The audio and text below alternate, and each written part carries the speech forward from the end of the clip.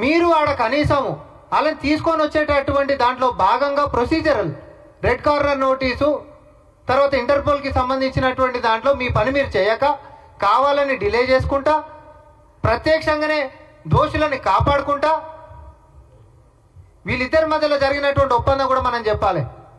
ఎందుకనంటే BRS party ఈ రాష్ట్రంలో చాలా శక్తివంతంగా ఉంటున్నటువంటి ప్రాంతాలలోనే ఈరోజు ఎమ్మెల్సీ ఎన్నికలు జరుగుతున్నాయి. అవునా కాదా?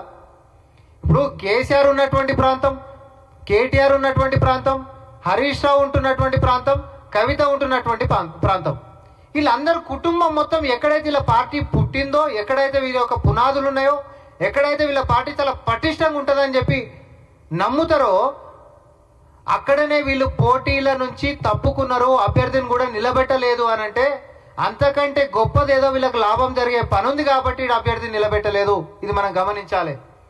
ఈ అంతకంటే గొప్పనైనటువంటి పని ఏంటిదో చెప్పనా?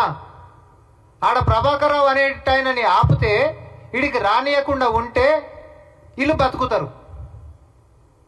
ఎందుకు అనంటే ప్రభాకర్ రావు వీడికి వచ్చి విచారణ గిట్ట ఎదుర్కొంటే ఆ ప్రభాకర్ రావుని గతంలో ఆదేశించినటువంటి వ్యక్తులు బయటికి వస్తారు, రాష్ట్ర ప్రభుత్వం వారి పట్ల చర్యలు తీసుకుంటుంది కాబట్టి ఆ చర్యల్లో మీరే ఉంటారనేటటువంటి నగ్న సత్యం సమాజానికి తెలుసు. కాబట్టి మీ యొక్క అక్రమాలని, అవినీతిని, మీరు చేసినటువంటి నీచపు పనులని ఆపుకోనికే మీ యొక్క అభ్యర్థిని నిలబెట్టకుండా బీజేపీకి థ్యాంక్స్ చెప్పారు.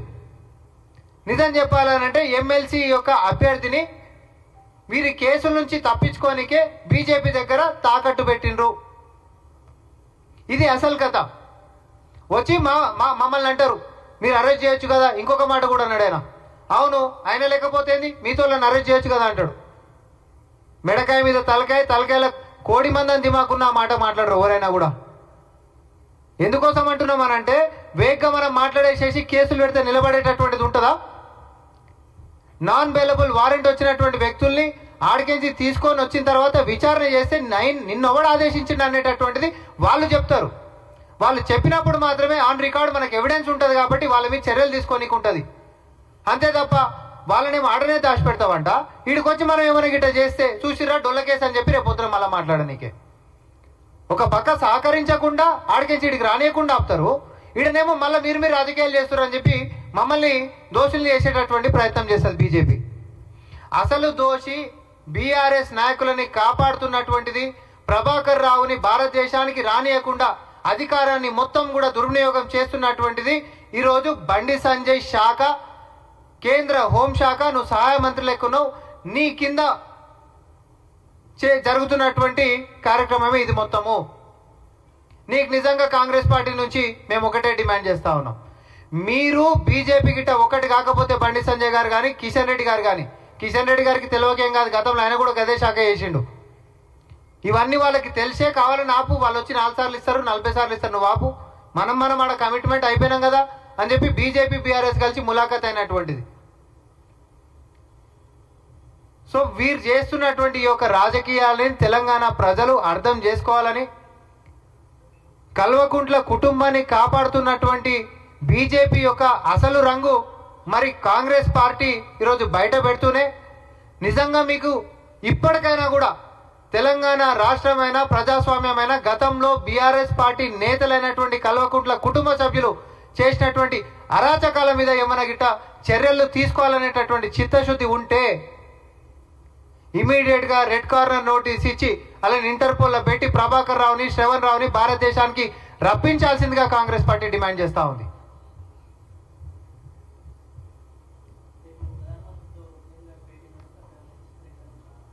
ఇక అది వేరే అంశం అన్న. ఇప్పుడు ఈ అంశంకి డిస్ట్రాక్ట్ అయిపోతాం మనం దానికి.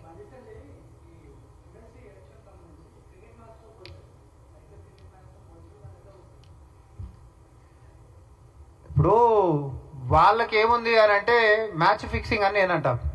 బీజేపీ బీఆర్ఎస్ అనేటటువంటి మ్యాచ్ ఫిక్సింగ్ తోటి మైదానంలో దిగిరు వాళ్ళు ఎట్లనైనా పోలుస్తారు. నిజాయితీగా బ్యాటు బాలు లేకపోతే నెట్ ప్రాక్టీస్ చేసి మైదానంలో పోయి మ్యాచ్ గెలవాలనే సంకల్పంతో కాంగ్రెస్ పార్టీ పోతుంది. కానీ ముందే మ్యాచ్ ఫిక్సింగ్ చేసేసేసుకొని ఎంపైర్లను మాట్లాడేసేసుకొని, ఎంపైర్లు అంటే ఓడు మళ్ళీ ఇదే బీజేపీ ఫీల్డ్ మీద ఉంటున్నటువంటి వాళ్ళందరినీ కూడా మాట్లాడుకొని, అంటే బీఆర్ఎస్లతోటి వీళ్ళు లోపాయకారి ఒప్పందాలతోటి ఈరోజు తెలంగాణ ప్రజల్ని పిచ్చోళ్ళని చేసేటటువంటి రాజకీయం చేస్తూ ఉండరు. సూటిగా నాది ఒకటే ప్రశ్న. అసెంబ్లీ ఎన్నికల్లో బీఆర్ఎస్ పార్టీ ఓడిపోయింది, పార్లమెంట్లో బీఆర్ఎస్ పార్టీ డిపాజిట్లు కోల్పోయింది, ఎమ్మెల్సీ ఎన్నికల్లో అభ్యర్థిని నిలబెట్టలేనటువంటి శక్తికి వెళ్ళిపోయారు.